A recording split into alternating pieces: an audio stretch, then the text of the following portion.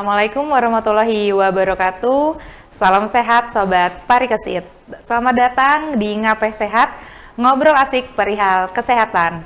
Wadah Tambekesa seputar kesehatan untuk mewujudkan orang-orang kukar yang lebih sehat. Bersama saya Winda Arianti, pada episode kali ini ada yang menarik nih Sobat Parikesit. Kita akan bahas tentang gangguan haid, kesuburan, dan juga kesehatan reproduksi. Nah, kita juga ada layanan yang mungkin belum banyak dikenal, yaitu layanan subspesialis fertilitas dan endokrinologi reproduksi. Nah, untuk membahas lebih lanjut, bersama kita sudah hadir seorang dokter spesialis obstetri dan ginekologi. Mungkin tidak asing karena beliau juga sebelumnya di Parikesit, tapi baru selesai menyelesaikan pendidikan konsultannya. Mari kita sapa Dr. Jemi Aryabeni, MBiomed, spesialis obstetri dan ginekologi, subspesialis fertilitas dan endokrinologi reproduksi konsultan. Assalamualaikum dokter. Waalaikumsalam Dr. Winda. Halo Sobat Parikesit. Sehat dokter? Sehat, alhamdulillah. Masih semangat ya dok? Masih semangat. Oke dok. Jadi dok, kita nanti mau bahas tentang mungkin gangguan haid, kesuburan maupun sampai ke kesehatan reproduksi. Mungkin tadi sudah saya singgung dok, kita punya layanan baru ya dok, terkait layanan fertilitas dan juga endokrinologi reproduksi. Mungkin dokter bisa menjelaskan sedikit dok, sebenarnya apa itu dok fertilitas dan endokrinologi reproduksi dok? Oke Dr. Winda. Jadi subspesialis fertilitas dan endokrinologi reproduksi inilah bagian dari subspesialis dari obstetri dan ginekologi ya, yang khususnya membahas terkait tentang kelainan endokrin dalam sistem reproduksi. Dan cakupan ini antara lain masalah gangguan haid, kemudian masalah endometriosis, kemudian juga masalah recurrent pregnancy loss, kemudian juga masalah ada yang kita sebut dengan DSD, yaitu disorder sex development, sampai membahas masalah menopause, dok. Oke. Berarti mungkin yang Sobat Parikesit sering dengar dok, kalau misalnya dokter fertilitas ini cenderung ke bayi tabung. Nah, berarti lebih dari itu ya dok, cakupannya Betul. lebih luas. Iya, dok. Termasuk gangguan haid, termasuk gangguan hormonal reproduksi ya dok, sampai ke menopause tadi ya dok ya. Nah, bahas tentang kesuburan nih dokter. Kan biasanya kalau orang gangguan fertilitas itu apakah hanya dialami oleh wanita? Pria juga bisa nggak dok? Ya, jadi dok jangan salah, masalah fertilitas itu bukan hanya disebabkan oleh female factor, tapi yang laki-laki itu juga mempengaruhi.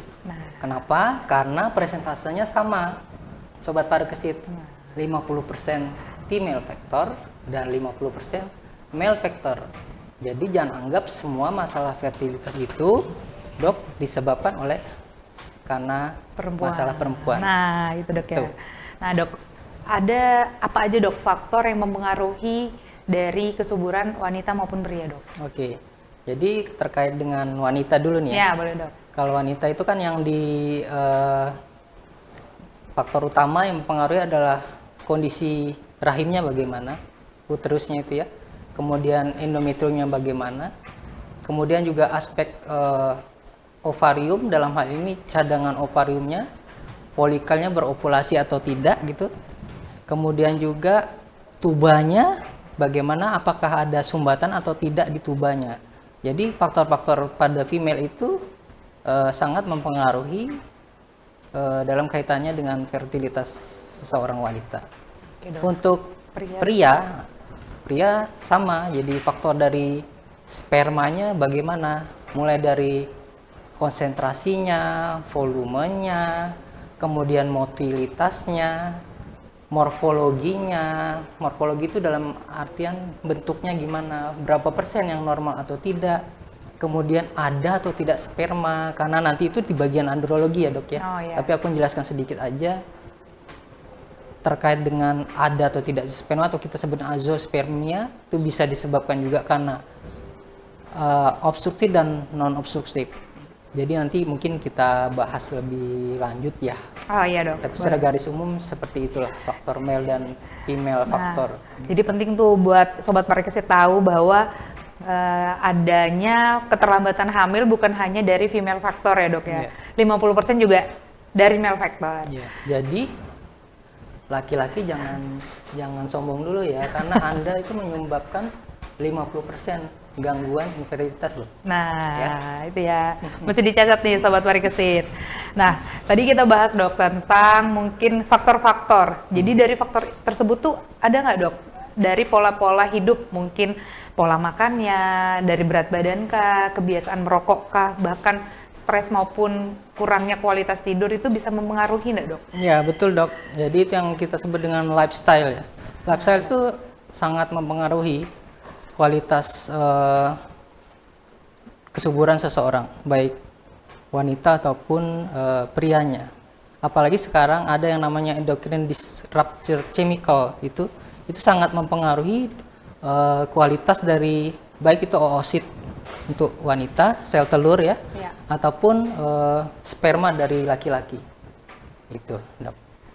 Oke dok, ada nggak dok tanda-tanda tertentu yang perlu diwaspadai nih dok sebagai indikasi nih ada gangguan kesuburan? Oke, jadi sebenarnya yang perlu kita lakukan adalah screening fertility.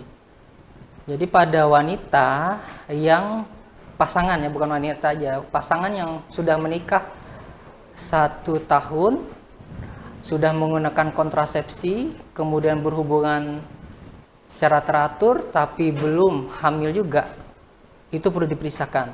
Di sini ada 2 penekanan. Kalau usia pasangan tersebut di bawah 35, boleh kita nunggu 1 tahun. Tapi yang usianya 35 dok, jangan nunggu 1 tahun. Nah, 6 bulan harus di screening dari fertilitasnya dok.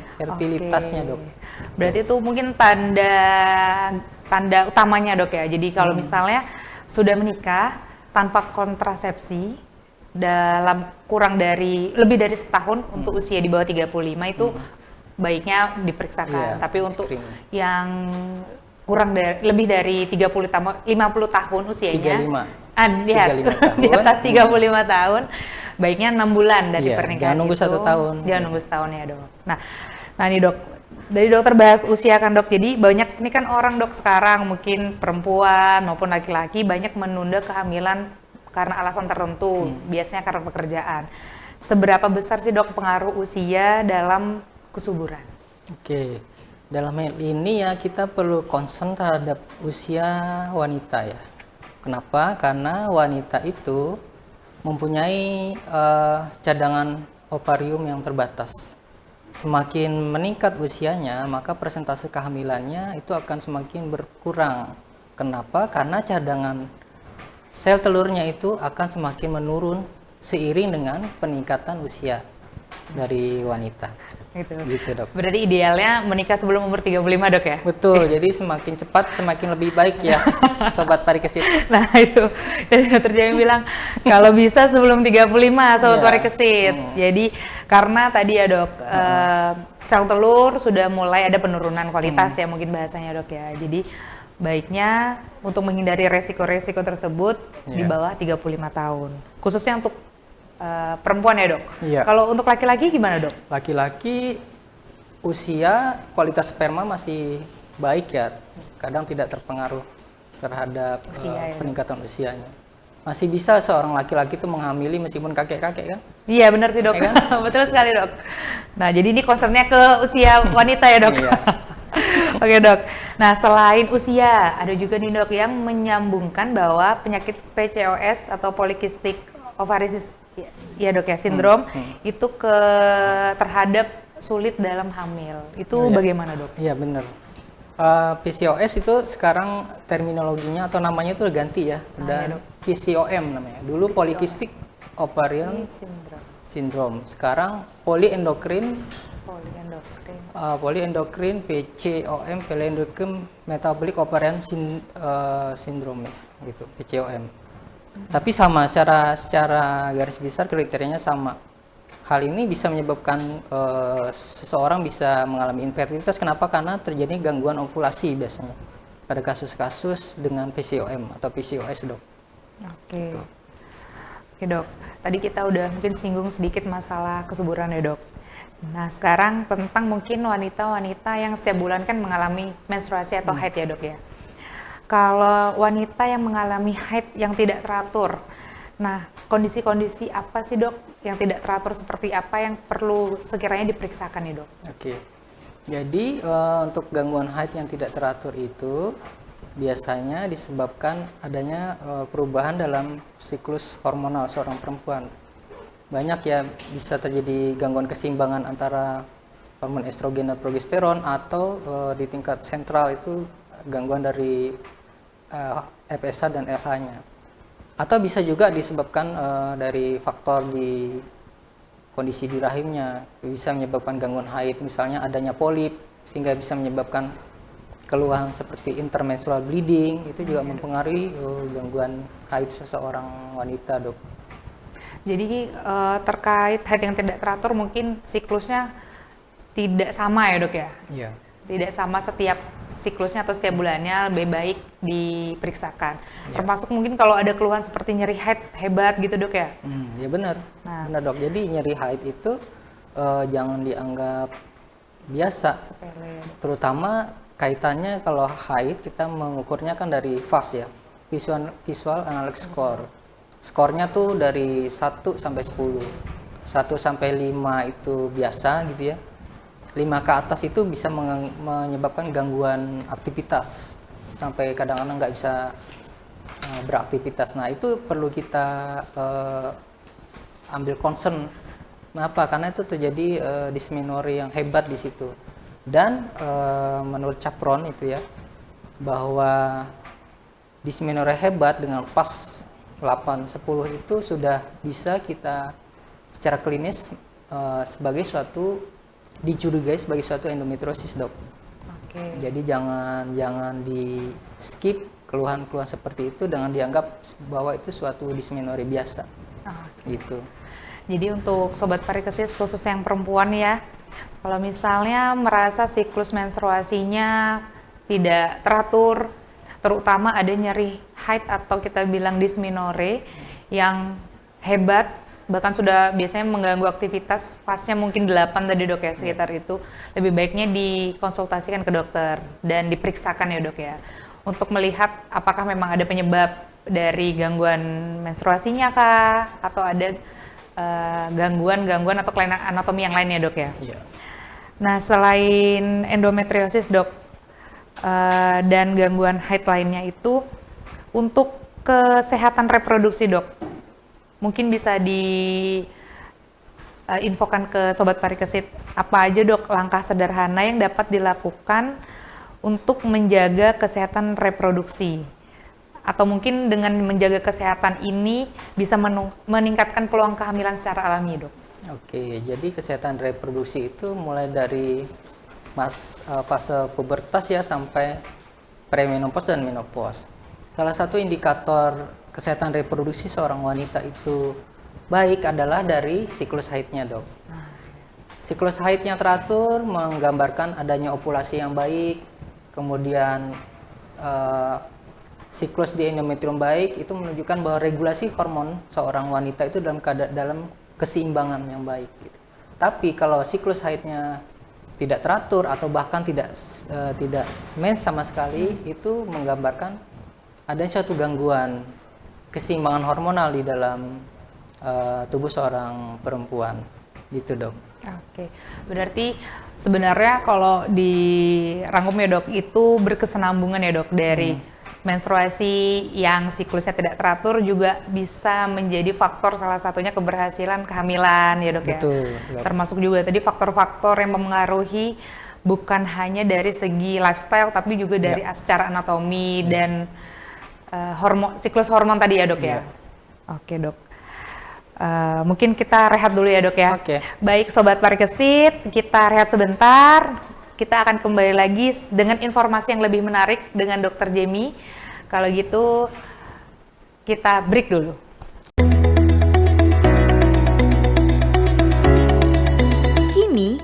Sakit Umum Daerah Haji Muhammad Parikesit memberikan kemudahan bagi Anda. Anda tidak perlu antri dan menunggu lama untuk mendapatkan obat di instalasi rawat jalan. Sobat Parikesit, layanan antar obat Parikesit. Layanan lebih nyaman, tanpa antri, dan obat diantar langsung ke rumah Anda. Tarif dan syarat ketentuan berlaku. Untuk informasi lebih lanjut, segera hubungi call center Depo Rawat Jalan 0813 4614 5900 atau kunjungi Depo Farmasi Rawat Jalan Gedung Merak lantai dasar. Sobat Parikesit, layanan antar obat Parikesit.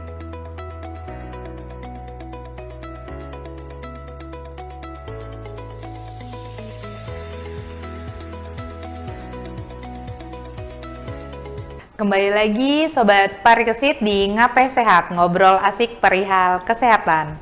Wadah Tambekesa seputar kesehatan untuk orang-orang ukar yang lebih sehat. Masih bersama Dr. Jamie, masih stay ya dok ya? Oke dok, kita lanjut nih dok. Oke. Tadi terakhir kita bahas tentang dysmenorrhea. Itu kan nyeri pada haid ya dok? Ya. Ada juga nih dok, yang mungkin keluhannya amenorrhea atau tidak haid malah dok. Kan ada yang primer, ada yang sekunder ya dok ya. Mungkin bisa dijelaskan dok, apa itu amenorrhea dok? Ya.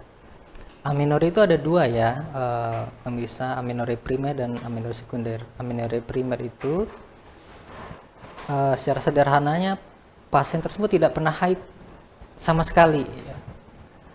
Kemudian kalau amenorrhea sekunder itu dulunya pernah riwayat menstruasi teratur, kemudian tidak mens sekali. Nah, ini perlu digarisbawahi Sobat Parikesit. Kenapa? Karena kadang-kadang banyak masyarakat yang anggap nggak haid itu biasa aja gitu. Sampai usia dewasa dia nggak ada riwayat haid, tapi nggak pernah diperiksa. Padahal dari situ banyak kasus atau yang bisa kita dapatkan ada kelainan tertentu biasanya dok, yang menyebabkan seseorang itu tidak pernah haid sama sekali. Gitu. Oke dok, jadi misal tadi kan dokter cerita bahwa kalau yang amenorrhea primer yang tidak pernah menstruasi sama sekali ya dok. Mungkin di usia berapa nih dok? Kira-kira perlu nih saya kayaknya harus periksa nih, kok di umur segini saya belum menstruasi. Ya, nah itu gimana dok? Baik, kalau yang amenorrhea primer itu kita definisinya adalah apabila tidak menstruasi sampai usia 12-13 tahun tanpa disertai dengan pertumbuhan seks sekunder, atau nunggu setelah 16 tahun dengan atau tidak adanya perkembangan seks sekundernya dok. Kenapa itu ditentukan? Karena di situ akan semacam titik batas kita menentukan ada masalah apa nih. Iya benar, kita menunggunya ada explore apa yang harus kita cari tahu dengan kasus amenorrhea primernya itu. Kenapa di situ kita bisa dapatkan misalnya ada namanya MRK syndrome. Nah, MRK syndrome itu adalah suatu keadaan di mana wanita yang tidak haid sama sekali ternyata dia tidak ada uterusnya, tidak ada rahimnya, ya kan? Dong. Jadi kalau itu tidak digali atau diperiksakan, jadinya jadi masalah di kemudian harinya. Betul. Kemudian ada juga yang namanya Swyer syndrome tuh. Swyer syndrome sama keluhannya.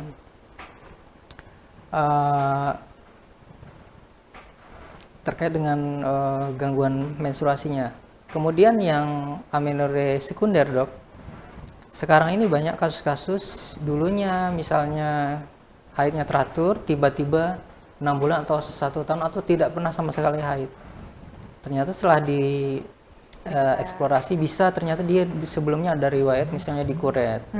Di kuret ternyata ada perlengketan di rahimnya yang kita kenal dengan namanya Asherman syndrome dok.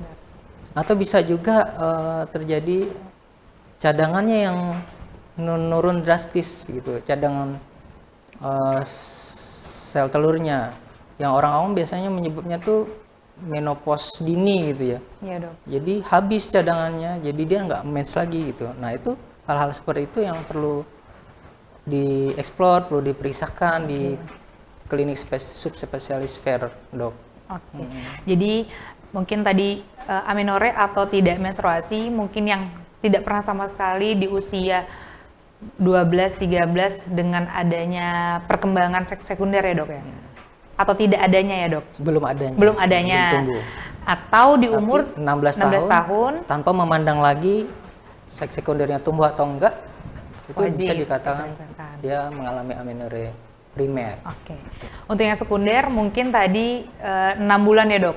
Sudah menstruasi teratur, setelah itu 6 bulan tidak mengalami haid atau menstruasi, baiknya Bukan 6 bulan, maksudnya berapa bulan tuh, dok? batasannya nggak ada, tapi riwayat sebelumnya siklus haidnya teratur, Oh, tiba-tiba haidnya berhenti pada catatan 3 bulan berturut-turut pada siklus yang sebelumnya teratur, atau 6 bulan pada wanita dengan siklus yang tidak teratur. Itu, dok, Gitu. ya. Jadi mungkin bisa diperiksakan untuk wanita-wanita yang merasa kadang menstruasi, kadang enggak. Jadi patokannya adalah biasanya kalau dengan siklus menstruasi yang teratur, mengalami 3 bulan siklus menstruasi, tidak menstruasi, baiknya diperiksakan. Atau wanita yang biasanya juga menstruasinya siklusnya tidak teratur, pada saat tidak menstruasi selama 6 bulan ya, dok. Iya. Nah, baiknya diperiksakan ke layanan subspesialis fertilitas dan endokrinologi reproduksi. Nah, dok, tadi kita udah bahas kesuburan, kita juga udah bahas kesehatan reproduksi, gangguan haid. Nah, ada juga nih, dok, yang pernah saya dengar masuk juga di fertilitas adalah keguguran berulang ya, dok, ya. Nah, apakah keguguran berulang ini bisa diperiksakan, dok, penyebab-penyebabnya? Iya. Keguguran berulang atau recurrent pregnancy loss itu banyak penyebab ya yang menyebabkan. Cuma yang saat ini menjadi salah kaprah adalah yang disalahkan itu adalah TORCH. Nah, Infeksi virus ya, dok? Berdasarkan jurnal dan penelitian terbaru itu tidak dimasukkan lagi dalam penyebab dari recurrent pregnancy loss. Sementara sekarang yang disepakati adalah pertama, keguguran berulang itu disebabkan karena kelainan dari kromosom. Yang kedua, disebabkan karena gangguan anatomi dari rahim, misalnya kelainan di rahim, ada septum, ada masuk mukosa gitu ya. Iya, dok. Kelainan anatomi lah ya, itu bisa menyebabkan keguguran berulang. Atau bisa disebabkan juga karena kasus imunologi gitu. Atau bisa juga karena kasus-kasus APS nih yang sering sekarang nih, antiphospholipid syndrome itu banyak menyebabkan terjadinya recurrent pregnancy loss, dok. Itu. Oke, memang sekarang kalau yang saat ini ya, dok, ya, keguguran berulang itu sering dikaitkan dengan infeksi ya, dok, ya. Terutama TORCH. Jadi perkembangan pengetahuan saat ini memang itu sudah tidak lagi ya, dok, ya. Iya. Sudah dimasukkan. Memang lebih ke kromosom, kelainan kromosom termasuk juga kelainan anatomi ya, dok, ya. Iya. Dan imunologi ya. Nah, dan imunologi. Nah, biasanya ini kan, dok, untuk pasien-pasien dengan keguguran berulang, jadi punya keinginan biasanya untuk kehamilannya diprogram untuk menghindari adanya keguguran lagi ya, dok, ya. Nah, mungkin dari Sobat Parikesit juga pernah dengar yang namanya bayi tabung ya, dok, ya, atau inseminasi. Nah, perbedaan antara bayi tabung dan inseminasi itu apa ya, dok? Oke, jadi bedanya kalau inseminasi itu kita memasukkan sperma yang sudah dipreparasi namanya ke dalam rahim seorang wanita, kemudian nanti ditentukan timingnya berdasarkan penebalan endometrium dan waktu ovulasinya.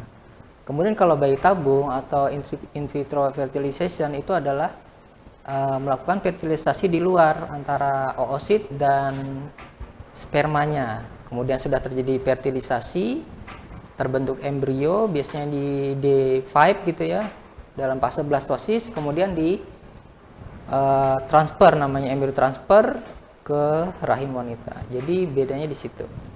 IVF itu embrio yang ditanam, sementara kalau inseminasi spermanya yang disemprotkan, kemudian fertilisasi terjadi secara alami di dalam tubuh wanita. Oke. Jadi gitu ya dok. Jadi mungkin untuk dari subspesialis fertilitas dan endokrinologi reproduksi ya dok. Selain keguguran berulang, gangguan menstruasi, termasuk program kehamilan, PCOS dan endometriosis. Ada apa lagi dok biasanya yang bisa dikonsultasikan ke layanan ini dok? Oke, salah satunya di awal tuh saya sebutkan kasus-kasus DSD ya. Nah, DSD Disorder apa itu, Sex Development. Disorder Sex Development itu apa? Jadi terjadi perbedaan antara phenotype dan genotype seorang pasien gitu ya. Dia bisa laki atau perempuan. Misalnya dia tuh datang dengan keluhan tidak menstruasi gitu, amenorrhea primer, datang ke poli kita. Ternyata setelah kita eksplorasi, diperiksa lebih lanjut, pasien ini tidak memiliki rahim. Nah, Kemudian diperiksa karyotype-nya ternyata XY gitu. ya kromosomnya dok. Gitu dok, seperti itu biasanya kasus-kasus.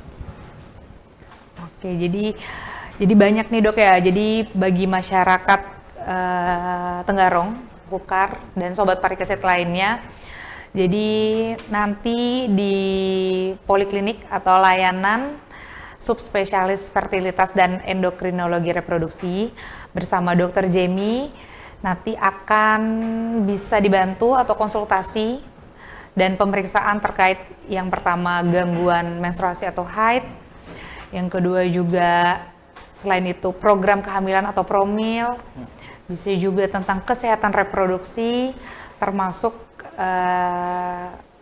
keguguran yang berulang, gitu ya dok. Oke dokter, mungkin di penghujung acara ini, di penghujung podcast ini ada yang mau disampaikan dok terkait layanan fertilitas dan endokrinologi reproduksi di Parikesit. Mungkin bisa disampaikan ke sobat Parikesit dok. Oke, jadi sobat Parikesit, kesehatan reproduksi seorang wanita itu digambarkan dari keseimbangan hormonalnya. Seimbang hormonnya, maka baik juga kesehatan reproduksinya. Tapi kalau terjadi gangguan keseimbangan hormonal, karena sesuatu di dalam hidup itu dalam keadaan keseimbangan, apabila terjadi gangguan maka akan kacau juga sistem reproduksi seorang wanita. Jadi jagalah, mudah-mudahan bisa terjaga keseimbangan hormonal sobat Parikesit. Nah, oke. Jadi gitu ya dok, kuncinya adalah menjaga kesehatan hormonal juga. Mungkin bisa sedikit ditambahkan ya dok, mungkin bukan hanya secara anatominya sehat, kebanyakan kan yang bikin siklusnya agak terganggu nih lifestyle ya dok ya? Iya, betul. Dari makanan, Benar. istirahat, Iya. kurang, stres, maupun makanan ya dok ya? Iya. Dan apalagi sekarang mungkin banyak orang yang mager dok, malas gerak, kurang olahraga. Iya, jadi itu mungkin juga yang cukup menjadi faktor dalam gangguan hormonal ya dok ya? Makanya di dalam penanganan fertilitas endokrin dan reproduksi, terutama pada kasus PCOM yang dulunya PCOS itu, Iya dok. tata laksana utama itu adalah lifestyle modification dok. Utama ya dok ya? Lifestyle modification. Jadi perbaiki lifestyle-nya dulu, baru masuk ke treatment yang lainnya. Lifestyle modification sobat Parikesit udah tahu, ya kan? Apa olahraga, perbaiki kualitas makanannya, kurangi makanan yang food processing gitu. Wah ya, ultra processing Dan, food ya dok iya. ya benar. Jadi mungkin kalau usia nggak bisa dimodifikasi ya dok, cuma Usia kalau nggak bisa lifestyle bisa dimodifikasi ya dok. Obes itu ya, overweight itu bisa dimodifikasi karena obesitas itu salah satunya bisa menyebabkan gangguan siklus ovulasi. Akibatnya bisa menyebabkan gangguan fertilitas dan gangguan kesuburan. Nah, memang lifestyle itu kunci utama ya dok ya Iya. untuk semuanya. Jadi sekarang memang bukan hanya penyakit-penyakit sistemik dok yang pencetusnya itu dari obesitas, termasuk juga dari bagian fertilitas dan endokrinologi reproduksi ya dok. Betul dok. Oke. Sampai juga kita diakhiri dok. Oke. Dr. Jamie, terima kasih banyak atas waktu yang sudah diluangkan. Sama-sama. Sudah mau berbagi informasi dan ilmu terkait fertilitas. Saya ucapkan juga selamat datang kembali dok di Parikesit. Dan untuk sobat Parikesit Jangan lupa jika ada yang seperti saya bilang tadi, ada gangguan haid, keguguran berulang, atau program kehamilan dan konsultasi kesehatan reproduksi lainnya, bisa langsung berkunjung ke layanan subspesialis fertilitas dan endokrinologi reproduksi di RSUD Haji Muhammad Parikesit bersama Dr. Jemi Arya Beni, spesialis obstetri dan ginekologi dengan subspesialis fertilitas dan endokrinologi reproduksi konsultan. Oke. Saya Winda Arianti pamit undur diri, sampai jumpa di episode Ngape Sehat selanjutnya. Salam sehat sahabat Parikesit.